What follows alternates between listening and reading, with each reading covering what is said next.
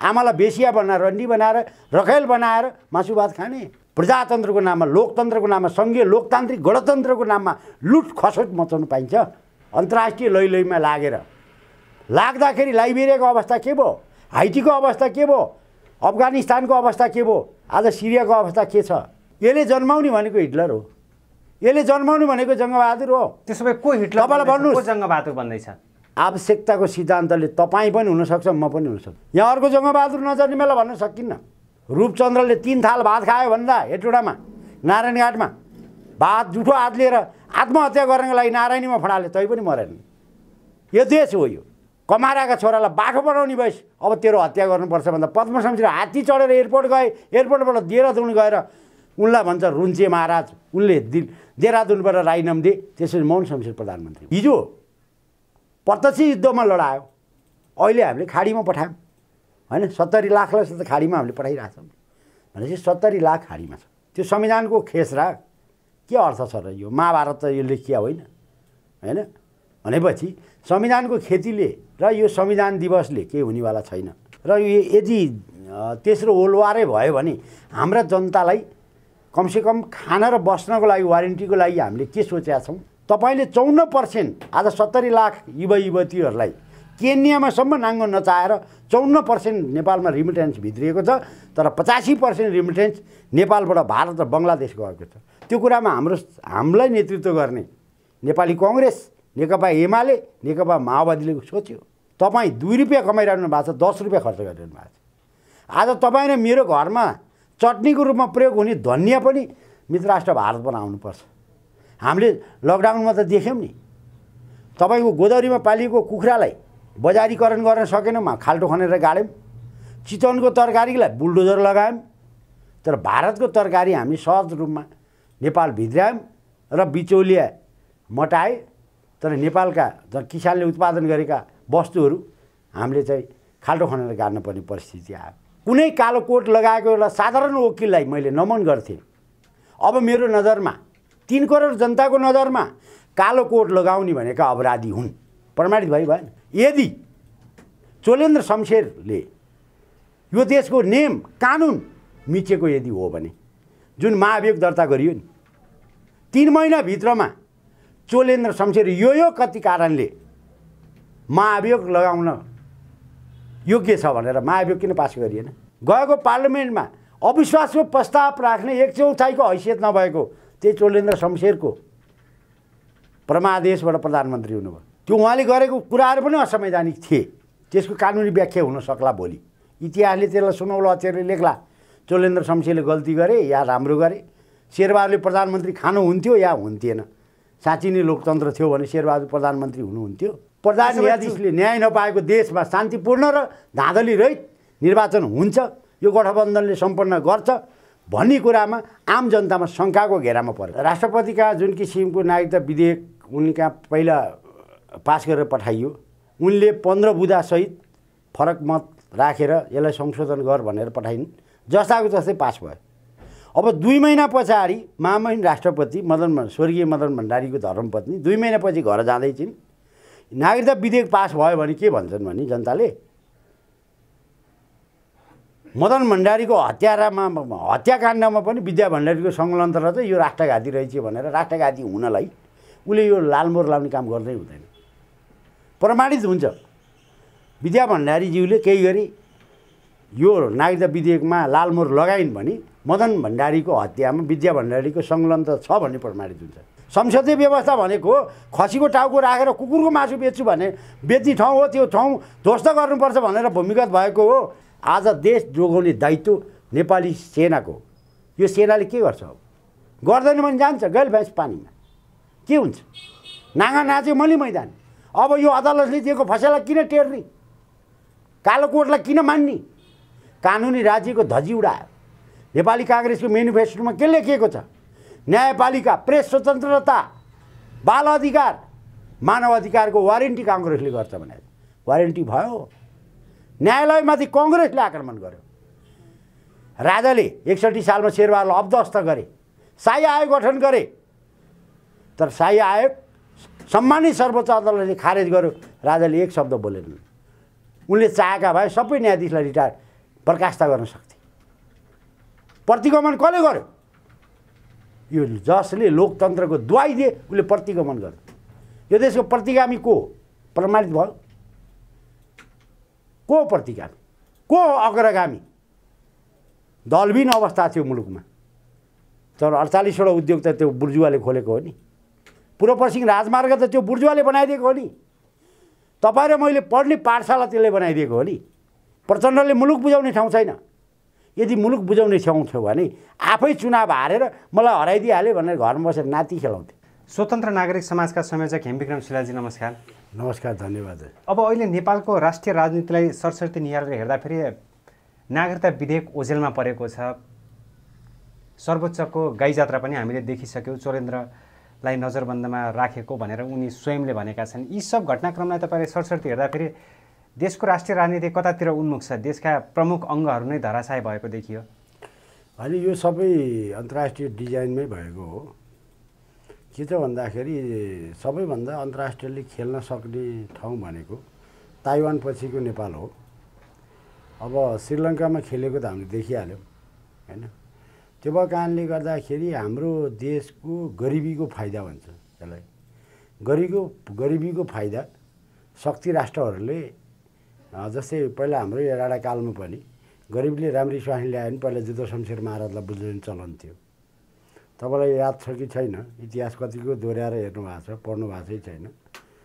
पहिला टुणीखेलबाट थापाथली हुँदै मङ्गल बजारबाट गोदौरीसम्म बिहानको 4:30 बजे घोडी चढी जान्थ्यो गोदौरीसम्म।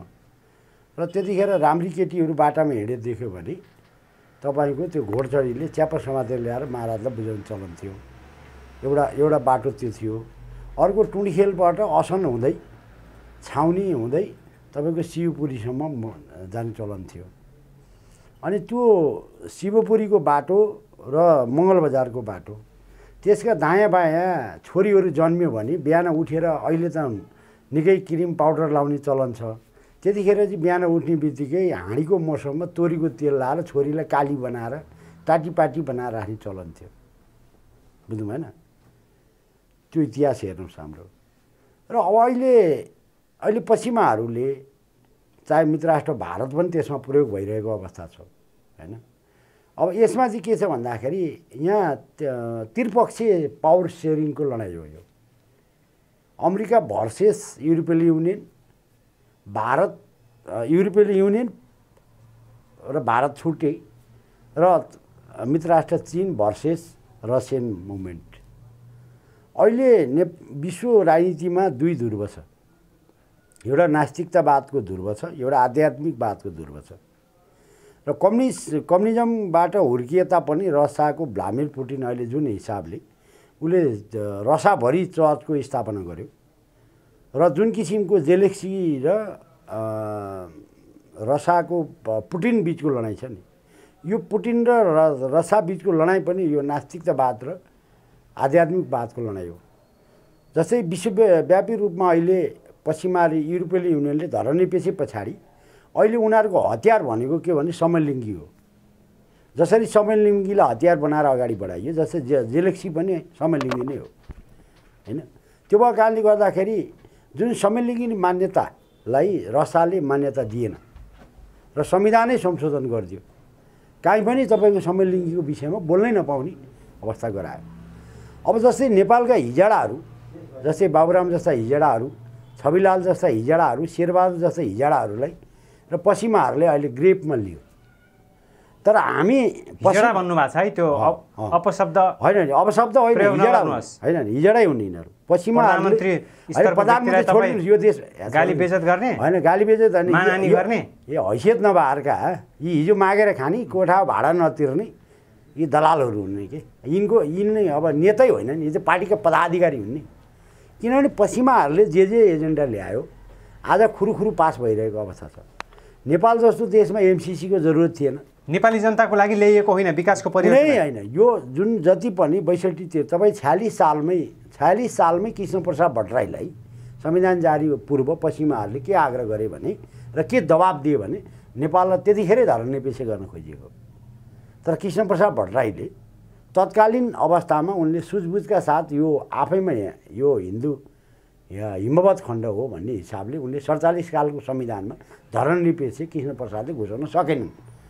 अब जब तथाकथित जनयुद्धको नाममा 52 सालमा माओवादी जन्माइयो नेहरू हाई स्कुलमा बासी भात खुवाएर जुन जनरल बक्सीले प्रष्ट भने हामीले नेपालको मोनार्कीलाई सत्यानाश गर्नलाई नेपाललाई तसनस गरेर नेहरू डक्ट्रिन अन्तर्गत बिहारमा विलय गराएर नेपालको सम्पूर्ण जलस्रोत जमिन प्रयोग गर्ने हिसाबमा उनीहरूको नेहरू डक्ट्रिनमा अगाडि बढे।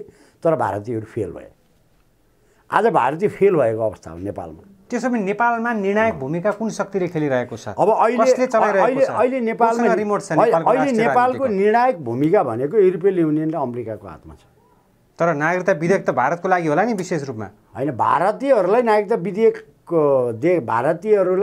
विधेयक देखाएर लालीपप चढाउने काम पश्चिमाहरूले गरिरहेका छन्।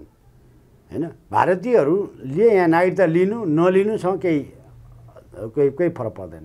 कारण के हो भन्दाखेरि नेपाल छिटै चाहिँ युक्रेन जस्तो युद्धमा जान्छ भनेपछि 2-4वटा फाइटर विमानबाट 2-4 लङ रेन्ज हान्दिसकेपछि त्यो तराई हिजोकै भूभागमा पुगिहाल्छ कि। यो जनताले नागरिकता पाउनु या नपाउनुसँग सरकारै नराख्नुहोस् न तपाईँ। चाहे 10 करोडै बिहारीहरूले नेपाली नागरिकता लिए केही फरक पर्ने छैन। तर किनभने यो मुलुक त अब बिस्तारै युद्धको चपेटामा जाने हो। कुरो बुझ्नु भएन? किन भन्दाखेरि एसियनहरूले प्रगति गरेको पश्चिमाहरूले अहिले पनि रुचाउँदैनन् र अहिले पनि पश्चिमाहरूको बायोडाटामा एसियन र कुनै पनि एसियनहरू सर्टमेन हुन् के। अब युग चाहिँ एसियाकै युग हो। कुरो बुझ्नु भएन? यदि अहिलेको जेलेक्सी भर्सेस पुटिनमा यदि रसा कमजोर यदि भयो भने पश्चिमाहरू फेरि 100 वर्ष पूर्वी एसिया र मध्य एसिया के अरे साउथ एसियामा हाबी हुन्छन्। तर पनि अहिले पनि वर्चस्व छ नि त अमेरिकन र युरोपियन। त्यो त तपाईँको विश्व राजनीतिमा होइन, त्यो राजनीति किनभने त्यो चेन्ज हुन आँट्यो क्या। कुन हुनु भएन? जति रोक्न खोजे पनि अहिलेका त्यसो भए प्याराडाइम सिफ्ट हुन लागेको हो। तपाईँको कस्तो भन्दाखेरि अब तपाईँको हाम्रो देश पश्चिमाहरू आइपुगिरहँदाखेरि एसियनहरू धेरै अगाडि छन्। कुरो बुझ्नु भएन? त्यो भएको कारणले गर्दा जुन एसिया अब जस्तै चीनले अहिले कुनै राजनीति हस्तक्षेप गरिरहेको छैन। कुनै पनि मुलुकमा गएर उसले राजनीति हस्तक्षेप गरिरहेको छैन उसले। तर नेपालमा चीनको हस्तक्षेप बेला बेलामा देख्न पाइन्छ नि त। यो चाइनिज हस्तक्षेप होइन, यो एमसिसीको बेला पनि देखियो। होइन, चाइनिजहरू एउटा कुरो के हो भन्दाखेरि चाइनिजलाई तत्कालीन नेकपा फुट्ने क्रममा पनि देखियो। नेपालमा फ्री टिबेटको मुभमेन्ट नचलोस् भन्ने उसको कुरो चाहना मात्रै हो। तर कुनै पनि हालतमा अब 1-8 वर्षपछि जति पनि नेपालमा गुम्बाहरू बनेका छन् त्यो भनेको पश्चिमा सिआइएहरूको र अमेरिकन सेनाहरूको तपाईँको भोलि सेल्टर हो। यो कुनै नेपालका कुनै तामाङ जातिको लागि कोही बुद्ध धर्मावलम्बीहरूको लागि चाहिँ यिनीहरूले धर्म मानुन् भनेर यो बनाइएका गुम्बाहरू होइनन्। तपाईँको गुम्बा कहाँ कहाँ बनाएको छ? मनाङ, मुस्ताङ, सिन्धुपाल्चोक, होइन, रसुवामा किन ठुल्ठुला गुम्बाहरू बनिरहेछन्? क्या हेर्नु पऱ्यो हामीले? हामी किनभने क्षणिक स्वार्थ बिहान एक मुठा साग किन्यो भने त्यसमा झोल हालेर बेलुकाको समस्या मात्रै टाढिरहेछौँ। किनभने एसियनहरूको बुद्धि त्यहाँभन्दा माथि गएकै छैन। जति पश्चिमाहरूको चाहिँ उनीहरूको 100 वर्षको परियोजना हुन्छन्। त्यो परियोजनाभित्र नेपालको मोनार्की फाँक्नेदेखि धर्मनिरपेक्ष बनाउने भनेको तपाईँको पहिलो विश्व युद्ध भए पछाडि नै जब फ्रान्स रिभोल्युसन भएदेखि नै र चाहिँ तपाईँको अब जब अमेरिका चाहिँ बेलायतको उपनिवेशबाट उसले युद्ध गरेर जब स्वतन्त्र भयो त्योदेखि नै सुरु भएको हो। बुझ्नु भएन? जस्तै भारत बेलायतले छोड्नुपर्छ भनेको त बेलायतीहरूलाई थाहा थियो। किनभने अब एसिया डेभलप हुँदैछ होइन। किन भारतमा शासन गर्दाखेरि ब्रिटिसहरूले कलकत्तालाई मुकाम बनायो त? हामी त्यहाँ हेरौँ किन उसले दिल्लीबाट चाहिँ चलाउन सकेन त भन्दा जतिखेर पनि भारतीयहरू जाग्न सक्छन् कुनै पनि बेला हामीले छोड्नुपर्छ।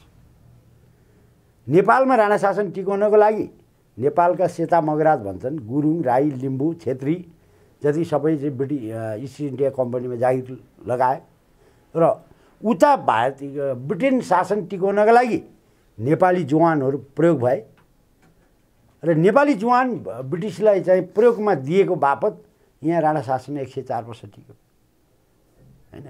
हिजो प्रत्यक्ष युद्धमा लडायो, अहिले हामीले खाडीमा पठायौँ। होइन 70 लाखलाई त खाडीमा हामीले पठाइरहेको छौँ भनेपछि 70 लाख खाडीमा छ।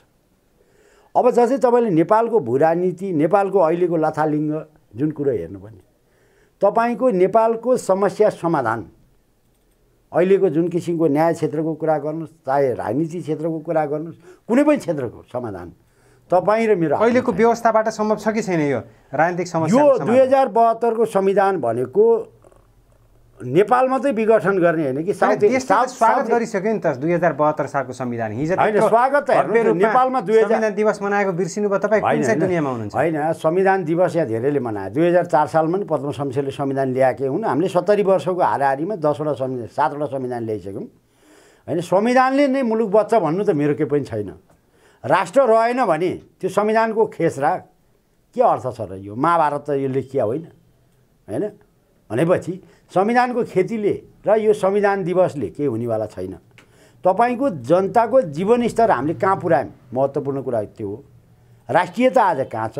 हाम्रो कारणले साउथ एसिया क्षेत्रीय सुरक्षामा कुन अवस्थामा छ होइन? हामी आन्तरिक सुरक्षामा हामी कति मजबुत छौँ र हाम्रो भोलि अन्तर्राष्ट्रिय र यदि तेस्रो वर्ल्ड वारै भयो भने हाम्रा जनतालाई कमसेकम खाना र बस्नको लागि वारेन्टीको लागि हामीले के सोचेका छौँ? राज्यको एउटा के भन्छ नीति तथा कार्यक्रम हुन्छ। कुनै पनि देशको नीति तथा कार्यक्रम मेरुदण्ड हो। आज मेरुदण्ड छ। तपाईँ भन्नुहोस् नेपालको कुन क्षेत्र भन्नुहुन्छ? तपाईँ ठुला मिडिया विकासको कुरा गर्नुहोस् त्यो पनि तपाईँको ऋणमा डुबेकै छ। कुनै पनि तपाईँको उद्योग धन्दा हेर्नुहोस् सबै ऋणमा डुबेकै छ। आज मैले सन्तोषका साथ मैले यो दसैँ मनाउँदैछु, म सन्तोषका साथ तिहार मनाउँछु, म सन्तोषका साथ छठ मनाउँछु भन्ने एकजना नेपाली भेट्नुहुन्छ बजारमा? त्यो भएको कारणले संविधानको खेस्रोले मुलुक बच्छ भन्ने चाहिँ यो मैले मान्दिनँ। त्यो सबै कता लान्छ त? यो सबै घटनाक्रमले नेपाललाई कतातिर लाँदैछ? अब एउटा कुरो के छ भन्दाखेरि नेपालमा हामीले विश्वले आफ्नो राष्ट्रको सुरक्षाको लागि सेना खडा गरे हुन्छ। चाहे बेलायतको कुरा गर्नुहोस्, चाहे अमेरिकाको कुरा गर्नुहोस्, चाहे रसियाको कुरा गर्नुहोस्, चाहे चीनको कुरा गर्नुहोस्, चाहे भारतको कुरा गर्नुहोस्, सानो या भूगोलको हिसाबले क्षेत्रफलको हिसाबले सामरिक अस्तित्वको हिसाबले सानो या ठुलो मुलुक हुनसक्छ। त्यो मुलुकको लागि भोलि आवश्यकताको सिद्धान्तलाई अप्ठ्यारो पर्दाखेरि जोगाउने दायित्व भने नेपाली सेनाको। आज नेपाली सेनामा भद्रकालीमा राइफलमा तेल लगाएर होइन जुगामा के अरे बुढा भएका जर्नलहरू जुङ्गा रङ्ग्याएर बसिएका छन्। तर देशमा सङ्कट छ, यिनी भुसु निदाइरहेछन्। यो देश जोगाउने र नेपाल जोगाउने र नेपाली जनता जोगाउने दायित्व सेनाको हो। अब सेनाले यदि गर्दैन भने देश जोगाउनु यदि सेनाले गर्दैन भने नेपाली जनताले विकल्प सोच्ने दिन आउँदैछ। कस्तो विकल्प? विकल्प भनेको भद्रकालीको सेना विघटन गर्ने र अर्को सेना भर्ना गर्नुपर्ने अवस्था आउँछ। किनभने राष्ट्रको लागि कम्पनीका सेनाहरू नेपालमा ल्याउने भन्ने तपाईँको आशय हो? बहुराष्ट्रिय सेना होइन, यहाँ नेपाली जनताका छोराछोरीहरूलाई अर्को सेना भर्ना गरेर यो सेनालाई बिदाई गर्ने हो। किन भन्दाखेरि राष्ट्रलाई पर्दा केही गर्दैन, भात मात्रै खाएर बस्छ होइन। ससुराली गयो जेठानको छोरीको गाला चिमटेर बस्छ भने यो सेनाको के औचित्य हुन्छ? राष्ट्र आज दलदलमा फसेको छ। यो देशमा संवैधानिक सङ्कट हो। यो तपाईँ भन्नुहोस् अब कालो कोट लगाउनेलाई नेपाली जनताले चोर भन्छन्, अदालतमा बस्ने भने अपराधी हो भन्ने भयो। आज चोलेन्द्र प्रकरण देखिहाल्यौँ, देख्यौँ हामीले। सर्वोच्च अदालतमा अर्केको बाउको नातिको रत्याउली चलेको छ। हामी कालो कोट या सुन्नुहोस् न्याय म के भन्छु नि, म न्याय र स्वतन्त्र न्यायपालिकाको पक्षको मान्छे हो। आज म यो बोल्न विवश छु। थाहा छ तपाईँलाई यो देशमा अधिकार मेरो जति छ तपाईँको पनि त्यति नै हुनसक्छ। जङ्गबहादुर समयले जन्माएको, म अलिकति जङ्गबहादुर कसरी जन्मियो भन्छु म। पाण्डे, ध्वज अधिकारी, बस्नेत, थापा, सिलवाल, कार्की, कोही मिलेन? मिल्यो? जङ्गबहादुर शक्ति पृथकीकरण नमिल्दाखेरि एकले अर्कालाई बलात्कारको आरोप लगायो, व्यभिचारको आरोप लगायो। जङ्गबहादुरको ठुलोबाउको छोरो दाजुलाई मार्नै नपर्ने मान्छेलाई मातबर सिंहले महारानीको आदेशमा गोली हानेर मारे। जङ्गबहादुर त्यहाँबाट भड्क्यो। त्यसैमा ब्रिटिसले खेल्यो। सारा हत्याकाण्ड मचायो, पश्चिमा डिजाइनमा जङ्गबहादुरको उदय गराइयो। यहाँ अर्को जङ्गबहादुर नजर्ने बेला भन्न सकिन्न। त्यो भएको कारणले आज जुन किसिमको हामी 21औं शताब्दीको दुहाई दिएका छौँ। 2007 सालमा प्रजातन्त्र आएको छ, 18 सालमा मेरो बाउ यत्रो पार्टी बोकेर कपुरी क पढ्दैछ। यो देशमा पहिला छोरो जन्मेपछि बाउ जन्मेको मुलुक हो यो।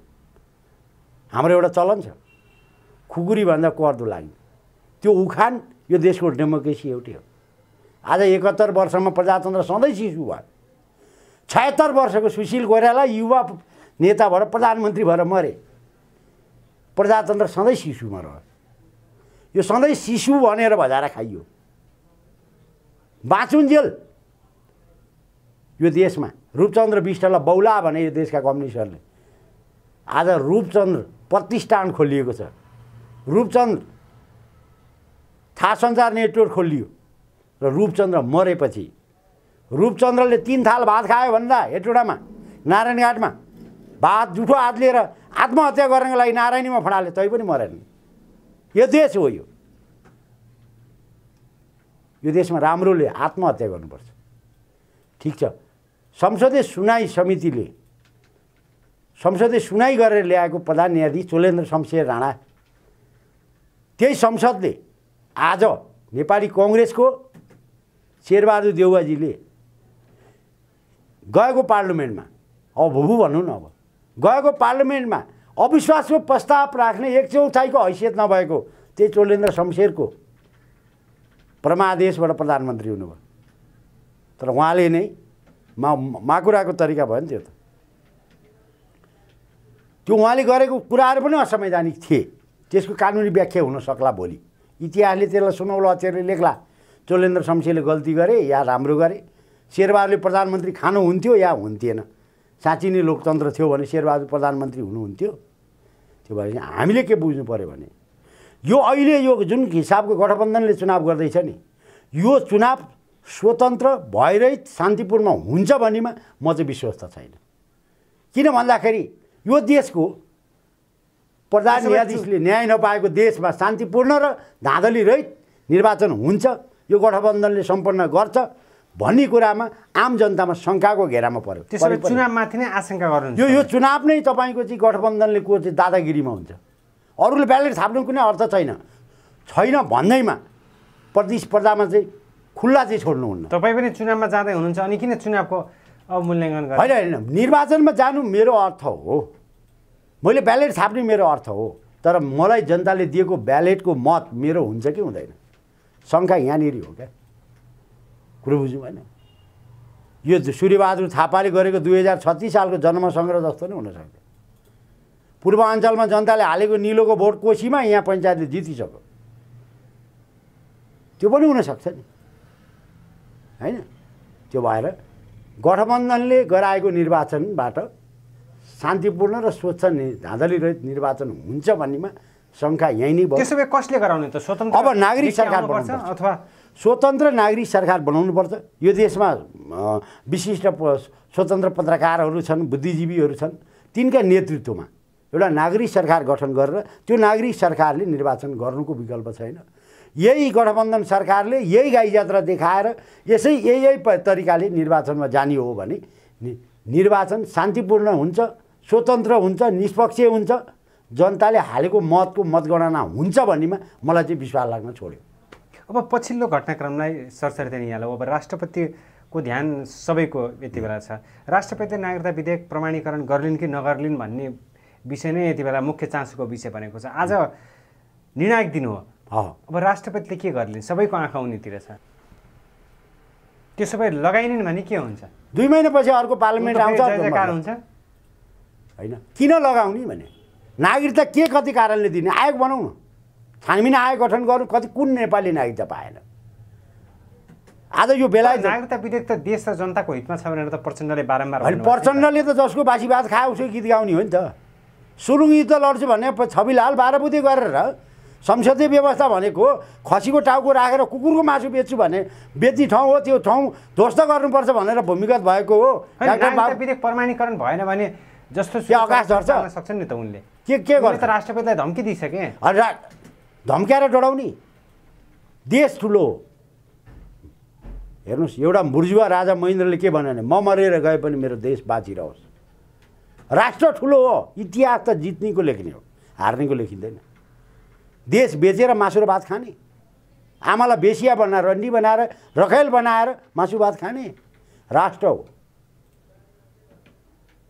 यो देश। त अहिले लाटाको स्वास्नी गाउँलेको भाउजू जस्तो हो, जसले जे गरेन हुन्छ। यहाँ यो देशमा नागरिक छैनन्, यो देशमा सचेत मानिस छैनन्। प्रजातन्त्रको नाममा, लोकतन्त्रको नाममा, सङ्घीय लोकतान्त्रिक गणतन्त्रको नाममा लुट खसोट मचाउनु पाइन्छ। हामी पनि यो देश एकीकरण गरेको सिपाहीको छोरा, हामी पनि हेरिरहेछौँ नि। त्यो भएको कारणले अन्तर्राष्ट्रिय लैलैमा लाग्दाखेरि लाइबेरियाको अवस्था के भयो, हाइटीको अवस्था के भयो, अफगानिस्तानको अवस्था के भयो, आज सिरियाको अवस्था के छ, पूर्वी टिमोरको अवस्था के छ, त्यो अवस्था यहाँ भोलि आउन सक्छ। त्यसो भए हामी स्वविवेक प्रयोग गरौँ, हामी नेपाली बनौँ, पहिला नेपाली भनौँ, देश सोचौँ। पहिला संविधानका खेसरा त कति आए कति गए। हामीले पद्म शमशेरलाई गाली गऱ्यौँ। पद्म शमशेरले 2004 सालमा संविधान ल्यायो। राणाले लुकीछिपी पढ्ने थापाथलीको भाते पाठशाला रानी पोखरी सार्यो 8 भाइ राणाहरूले। तैँले कमाराका छोरालाई बाठो बनाउने भइस, अब तेरो हत्या गर्नुपर्छ भन्दा पद्म शमशेर हात्ती चढेर एयरपोर्ट गए। एयरपोर्टबाट देहरादुन गएर उनलाई भन्छ रुन्चे महाराज, उनले देहरादुनबाट राजीनामा दिए। त्यसपछि मोहन शमशेर प्रधानमन्त्री भयो। इतिहास हेरौँ न। किनभने संसार परिवर्तन भएपछि, संसार रिभोल्युसन भइसकेपछि विज्ञान र आधुनिकता, हामीले भन्यौँ परम्परा र आधुनिकता बेगरको नेपाल सार्थक हुन सक्दैन। बेलायत डेमोक्रेसी र बेलायतको किङ मेकर बिना संसारमा बेलायतको अस्तित्व रहँदैन। 11 वर्ष अभ्यास गर्यो, राजशास्त्र राजा काटिए, भागे। तर बेलायतको समृद्ध रहनको लागि, संसारको 49वटा राष्ट्रहरूको राष्ट्र अध्यक्षको भूमिकामा सधैँ रहनको लागि, सधैँभरि बेलायती दादागिरी रहनको लागि बेलायतमा 11 वर्षपछि राष्ट्रसत्ता पुनर्स्थापना भयो। हामीले के भन्यौँ, यो देशमा ज्ञानेन्द्र नीचा आँच्छन्, झन् केही कुरा सोधेर बुझी भन्छन् भने राष्ट्रसत्ता होइन। यता ठकुरी कति आए कति जन्मे मरे सक्यो, संस्था हो महत्त्वपूर्ण कुरा। भोलि त्यो संस्था पुनर्स्थापना भएपछि शेषमणि पनि त्यो देशको राष्ट्र अध्यक्ष राजा हुनसक्छ। लिच्छवी कालदेखि आजसम्म धेरै राजाहरू आए गए, तर संस्था भनेको एउटा किङ मेकर हो नेपालको लागि। स्थायी गभर्मेन्ट भन्छ। स्थायित्व भयो भने आज शेरबहादुर भ्रष्ट छन्, तर आज शेरबहादुर मुलुक बुझाएर जाने ठाउँ छैन। प्रचण्डले मुलुक बुझाउने ठाउँ छैन। यदि मुलुक बुझाउने ठाउँ थियो भने आफै चुनाव हारेर मलाई हराइदिइहाल्यो भनेर घरमा बसेर नाति खेलाउँथे। यिनलाई अहिले भालुको कम्बोड भएको छ। तर अहिले त बाबुराम र प्रचण्ड एक ठाउँमा आउनु भएको छ। एक ठाउँमा नआए त सुकै छैन, एकीकृत भयो नि। होइन, अब फेरि माओवादीले जित्ने अवस्था आउन सक्छ नि त। फेरि देशको मूलधारको राजनीतिमा त अब माओवादी आउला। नेपालको मूलधारको राजनीतिमा माओवादी आउनु यो कस्तो भने 64कै लहर आउँछ भनेर प्रचण्डले बारम्बार भन्नुभएको छ। होइन, लाटाले सपना खिर्खा जस्तो कुरा हो। यो कुरा गर्नु नगरौँ। यो देशमा जतिखेर छविलाललाई 2064 सालमा छविलाल बनाइदियो नि, पुष्पकमल दाहाल बनाइदियो नि छविलाललाई। सेकेन्ड लकडाउनमा जागिर खान जाँदा छविलाल, भूमिगत हुँदा पुष्पकमल दाहाल, त्यस पछाडि क्रान्ति आधाउधी पुगेपछि प्रचण्ड भएका छविलालले यो कुरो बुझ्नु पर्थ्यो नि त। सेकेन्ड लकडाउनमा दौडमा फेल हुँदाको छविलाल, त्यस पछाडि कृषि क्याम्पसका प्रमुख भए। होइन, अब यो कुरामा नजाउँ। त्यसो भए यो देशको मूल समस्या भनेको को हो, के हो? यो देशको समस्या भनेको प्रविधि हो, नेता होइन। नेताभित्र जुन भूत पलाएको छ नि, निषेधको राजनीति। तपाईँ यो देशको स्थायित्वलाई त निषेध भयो नि। यो देशको 80% मान्छे मौन छन्, बौद्धिक जगत मौन छन्। थाहा छ किन बोल्ने, कसको लागि बोल्ने, के को लागि बोल्ने?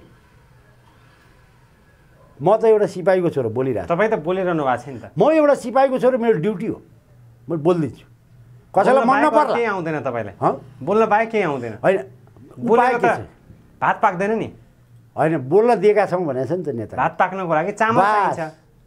हामीले लोकतन्त्र ल्याएर तपाईँलाई बोल्न दियौँ भने बोलिरहेको छु नि, खान त दिनु पर्दैन नि, बोलिरहेको छु नि त। तर मैले जति बुझेँ, देश आज देश यो होइन, यसरी मुलुक चल्दैन। 5 वर्षको लागि सोच्ने होइन। यो संसद विघटन भइगयो, आउँदो 79 मङ्सिर 4 गते चुनाव जितिहाल्छु, हारे नि डुमै राजा, जिते नि डुमै राजा भन्ने नीति तथा कार्यक्रम भनेको राष्ट्रको न्यूनतम 100 वर्षको बनाउनुपर्छ। मैले बनाएको नीति तथा कार्यक्रम मेरो नातिलाईसम्म काम लागोस्।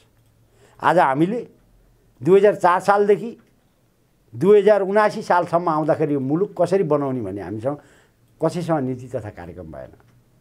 पञ्चायतले राजा महेन्द्र ल्याएको नीतिलाई पनि 2028 सालमा महेन्द्रको स्वर्गवास भएपछि, त्यसपछि राजा वीरेन्द्र बेलायतमा पढेर आइसकेपछि चरेसको थालमा पाल पारेर लट्ठीले स्टिकले बजाएर पप गर्न थालेपछि बिग्रियो, थाहा छ। तर त्यो चाहिँ तिनकै बाउ महेन्द्र, जसले यो देशको महाभारत पढे, चाणक्य पढे, तर देश बनाए। बुझ्नुभयो? त्यसो भए विदेशी शिक्षाले पनि बिगार्यो भन्दै हुनुहुन्छ तपाईँ? मैले भने मेरो छोराछोरीलाई मेरो देशै थाहा छैन। नैतिक शिक्षा भएन होइन, मुलुक त पढाइ हुनु पऱ्यो नि, भूगोल त पढाइ हुनु पऱ्यो नि। देशभित्र विदेश बाबा कर्णालीमा के फल्छ, दाङमा के फल्छ, होइन इलाममा के फल्छ, त्यो त थाहा हुनु पऱ्यो नि। देश पढाइ हुनु पऱ्यो नि, होइन। खुम्चिएको मेची महाकाली त थाहा हुनु पऱ्यो, काँगडा टिस्टा थाहा नहोला, होइन सद्गत थाहा नहोला, खोइ इतिहास पढाइ भयो। इतिहासका प्रोफेसरका लाइन छन्, विद्यार्थी एकजना पनि छैन। विद्यार्थी बिना हाजिर गरेको भरमा पेन्सन पकाउने प्रोफेसर यहाँ हजारौँ छन्। गर्नुहुन्छ के? संस्कृति विश्वविद्यालय चाहिँ संस्कृत पढाइ हुँदैन, बुर्जुवा भनियो, के गर्नुहुन्छ? त्यो भएपछि हामी उँधो गति उदयमतीमा लागेका छौँ। किनभने हामीले माटोलाई बिर्स्यौँ। हेर्नुहोस्, त्यसो भए अबको विकल्प जाँदा जाँदै अबको विकल्प भनेको यो देशमा यो व्यवस्था, यो संविधानले यो मुलुकलाई समृद्ध बनाउँदैन। अब हामीले विकल्प सोच्नुपर्छ। अब नेपाली सेनाले भनेको नेपाली सेनाले यो संविधानलाई खारेज गर्ने, नागरिक सरकार गठन गर्ने, नागरिक सरकार मार्फत। तर राजनीतिक पृष्ठभूमि बोकेको सेना होइन नि त नेपाली सेना। हामी एउटा कुरा बुझ्नुहोस् न, युएनको शान्ति सेना हो नेपाली सेना। त्यसो भए त युएनको शान्ति सेना हो भने नेपाली जनताले त्यही तिरेको ट्याक्सबाट यिनलाई तलब भत्ता रासन किन दिने? त्यो पनि त सोच्नुपर्ने होला नि त। 2000 वर्षको 2000 सिपाही बेचेर भात मात्रै खाने हो त्यो सेनाको काम? विकास निर्माणमा सेना अग्रसर छ, तपाईँ सेनाले टेक ओभर गर्नुपर्छ भन्नुहुन्छ? होइन, विकास निर्माण एउटा कुरो सुन्नुहोस्, पृथ्वीनारायण शाह र बहादुर शाहको लिगेसी बोकेको नेपाली सेना हो अहिले पनि। यदि बोक्दैन भने के यो सेनाको काम भात खाने त्यति मात्रै हो त? यो देश बलिरहोस्, न्यायलाई पनि हस्तक्षेप भइरहोस्। सेना नै अगाडि बढ्नुपर्ने स्थिति कसरी आइपुगेको छ? देशको अखण्डतामाथि आँच कहाँबाट आएको छ अहिले? यो हो, तपाईँ यहाँनिर आउनुभयो। आज नागरिकता विधेयक पास गर्ने, यो हातमा सिन्दुर, यो हातमा नागरिकता दिने, होइन? दुनियाँमा कहीँ हुन्छ? त्यसो भए नागरिकता आज अमेरिकाले नेपाललाई वर्षको 1000 जनालाई डिबी दियो। यहाँ सुन्नुहोस्, वर्षको 1000 जनालाई डिबी दिएको छ, तर त्यो डिबीको लास्टमा के लेखेको छ थाहा छ? अमेरिकन सरकारलाई यो आतङ्कवादी हो र यो अमेरिका हित विपरीत काम गर्दैछ भन्ने शङ्का लागेमा यो नागरिकले 24 घण्टाभित्रमा जुन देशबाट आएको त्यो देशमा फर्किनु पर्ने छ भनेर परेको छ। उसलाई लेबर चाहिएको, किनभने अमेरिकामा 4 कोठे घर, एउटा गाडी दिएर उसलाई गोरु जोता चाहिँ जोताउन पाइन्छ भने त्यो किन नदिने? त्यो पनि यो देशको बौद्धिक शैक्षिक बेरोजगारलाई डिबी दिएर। उसले त विद्वानलाई पो लगेको छ त, लठुवा लगेको छ, ट्याक्सी ड्राइभरलाई लग्यो, लगेन नि? कसलाई लग्यो? यो देशको बुद्धिलाई लग्यो। बुद्धिलाई लगाएर उसले के बनायो? बदुवा पशु बनायो। त्यसो भए ठ्याक्क समराइज आज अमेरिकामा बस्नेहरू नागरिकता विधेयक यदि प्रमाणीकरण गरेको खण्डमा गरिन् भने आज नागरिकता पाउने पर्छ, त्यही हो तपाईँको तर्क? हो, कुनै पनि हालमा नागरिकता विधेयक पनि पास गर्नु हुँदैन। आज जुन किसिमको न्यायालयप्रति हस्तक्षेप छ यो सेनाले टुलुटुलु हेर्नु हुँदैन। यदि नागरिकता विधेयक पास भयो भने आज नागरिकता दिनेहरू लेन्डिप दोर्जे हुनेछन् र जति नागरिकता पाउने छन् ती महेन्द्र चौधरी भएर जन्मिनेछन्। बुझ्नुभयो? हुन्छ, नमस्कार। नमस्कार, धन्यवाद। यहाँसम्म बोलाउनु भयो, 2-4 कुरा राख्ने मौका दिनुभयो। जय गुरु गोरख।